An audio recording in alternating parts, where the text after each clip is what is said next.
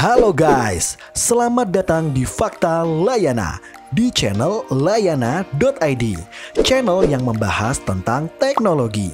Tapi sebelum kita memulai pembahasan kali ini, jangan lupa like dan subscribe ya, biar channel layana.id lebih berkembang guys. Masih dalam seri startup guys.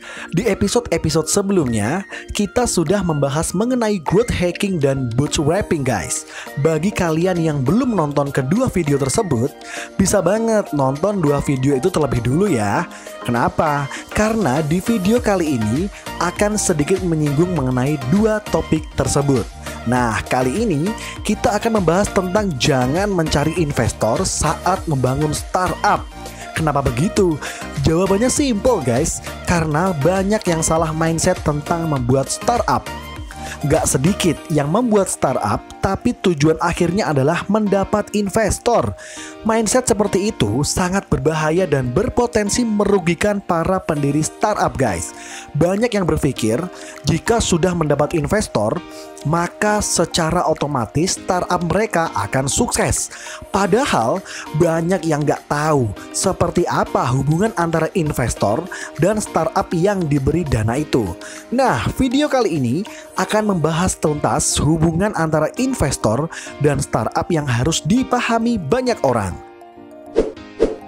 Untuk apa uang dari investor? Pertanyaan ini harus bisa dijawab bagi siapa saja yang ingin membangun startup. Jika startup kalian mendapat suntikan dana dari investor, uang itu akan digunakan sebagai apa?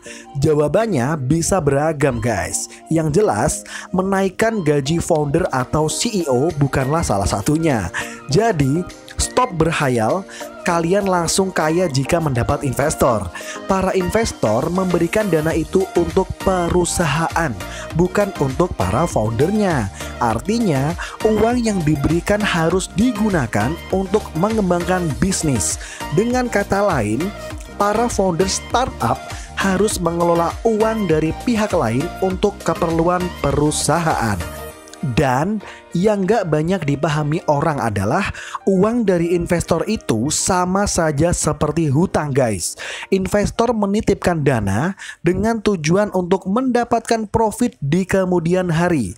Mereka gak semata-mata bakar uang tanpa harapan apapun. Jadi startup yang menerima banyak uang dari investor mempunyai tanggungan besar untuk mengembalikan uang itu di kemudian hari beserta keuntungannya guys. Jangan mencari investor sebelum paham valuasi. Nah, ini penting guys. Saat ada investor masuk, mereka nggak semata-mata ngasih duit. Sebagai ganti atas duit yang diberikan ke startup, maka investor berhak atas kepemilikan saham dari startup. Lalu, bagaimana cara nentuin berapa banyak saham yang dilepas ke investor? Jawabannya adalah tergantung dengan valuasi startup saat investor memberi dana. Semakin sedikit valuasi startup, maka semakin banyak juga saham yang diberikan ke investor. Sebaliknya, semakin besar valuasi startup, semakin sedikit pula saham yang dilepas ke investor. Pada bagian ini, para founder harus hati-hati guys. Kenapa? Karena jika nggak paham soal valuasi dan harga saham, kepemilikan saham mereka bisa berkurang banyak karena ada lebih dari satu investor yang menitipkan dana. Menerima banyak investor, sekaligus jika perusahaan masih kecil valuasinya sangat berbahaya guys. Karena itu, berarti jumlah saham yang harus diberikan ke investor juga semakin banyak. Terus, harus bagaimana cara mengatasinya? Jawabannya adalah dengan menaikkan valuasi perusahaan guys. Sebuah startup yang baru berdiri harus melakukan growth hacking sebelum mencari investor. Dengan growth hacking, startup dapat membesarkan brand, mendapatkan kepercayaan publik, mendapat profit, dan tentu saja menaikkan valuasi. Setelah itu, barulah mencari satu investor untuk mempercepat growth lagi. Nah, dengan uang dari investor pertama itu, startup bisa berkembang lebih pesat dan valuasinya juga meningkat. Jika valuasinya meningkat, startup bisa mencari investor lain untuk mendapat suntikan dana tambahan karena valuasi startup sudah meningkat. Maka jumlah saham yang diberikan ke investor kedua akan lebih sedikit. Tetapi uang yang diberikan investor bisa sama atau bahkan lebih besar daripada investor sebelumnya. Bingung dengan konsepnya? Gini guys, jika valuasi startup naik, maka harga saham sebuah startup juga akan naik. Misalnya, harga saham sebuah startup per lembar adalah Rp5.000 saat menerima investor pertama. Mereka menjual 500.000 lembar saham dan mendapatkan uang 2,5 miliar. Nah, dengan itu, mereka bisa mempercepat growth dan menaikkan valuasi, sehingga harga saham mereka naik menjadi 20.000 per lembar. Artinya, untuk mendapat pendanaan sejumlah 2,5 miliar dari investor berikutnya, startup itu hanya perlu menjual 125.000 lembar saham saja. Dan startup tersebut bisa terus-menerus melakukan hal yang sama jika berhasil menaikkan growth, memperbesar valuasi, sekaligus menaikkan harga saham. Startup harus melakukan bootstrapping. Bootstrapping adalah ketika founder startup menggunakan dana pribadi mereka untuk mengurusi bisnis mereka. Sebagian besar startup pasti mengalami fase bootstrapping di awal. Bahkan ada pula startup yang sukses dengan terus melakukan bootstrapping tanpa campur tangan investor loh. Salah satu startup yang sukses dengan bootstrapping dan tanpa investor adalah Zoho. Tapi pertanyaannya, kenapa harus melakukan bootstrapping di awal? Jawabannya, karena investor jarang ada yang mau menyuntikkan dana ke startup yang belum berjalan guys. Idealnya, startup harus sudah berjalan selama setidaknya 6 bulan.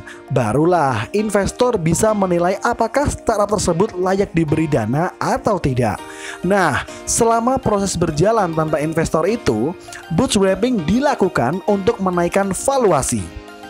Setelah valuasi naik, barulah founder startup bisa percaya diri mencari investor dan melakukan penawaran. Investor bukanlah tujuan akhir. Ini harus ditekankan sekali lagi guys. Setelah valuasi startup naik dan bisa mencari investor, perjalanan belum berakhir. Nggak peduli ada berapa triliun pendanaan yang masuk dari berbagai investor ke sebuah startup. Yang paling penting tetaplah gimana startup tersebut menciptakan profit dari produk mereka. Dan tentu saja perjalanan nggak berakhir ketika startup sudah bisa profit besar. Setelah mendapat profit banyak, yang harus dilakukan adalah membagikan profit tersebut ke para pemegang saham dan para investor, tentu saja termasuk salah satunya guys. Membuat startup itu kompleks guys. Gak hanya butuh orang yang pandai membuat produk, tapi juga yang dapat memahami situasi bisnis dan menentukan langkah apa yang harus diambil. Tetapi selain mencari investor atau enggak, yang jauh lebih penting adalah produk berkualitas. Sayangnya, membuat produk yang berkualitas itu enggak gampang, apalagi jika produknya berkaitan dengan teknologi. Banyak ide startup yang gagal dieksekusi hanya karena ketidakmampuan para founder menciptakan produk mereka. Nah, untuk mengatasi permasalahan itu, menggunakan jasa tim IT profesional adalah langkah yang bijak. Nah, kalian termasuk yang punya ide cemerlang tapi kesulitan mewujudkannya karena nggak paham teknologi. Tenang, Layanan.id adalah solusinya. Layanan.id adalah perusahaan konsultan IT profesional berbasis di Yogyakarta yang akan membantumu membuat aplikasi Android dan iOS serta mobile app. Selain itu, kami juga membantu mendigitalisasi bisnis mulai dari digital planning, UX research, UI design, pembuatan logo brand, pembuatan website, pengembangan aplikasi mobile member, hingga promosi bisnis secara digital. Konsultasikan ide bisnismu dan dapatkan solusi terbaik. Tim IT kami akan membuat idemu menjadi nyata. Nah, sekian dulu video kali ini guys. Gimana? Sangat bermanfaat dan membuka wawasan seputar teknologi kan? Makanya jangan lupa untuk subscribe dan aktifkan notifikasi channel Layana.id biar nggak ketinggalan video keren berikutnya. Sampai jumpa di episode mendatang ya guys.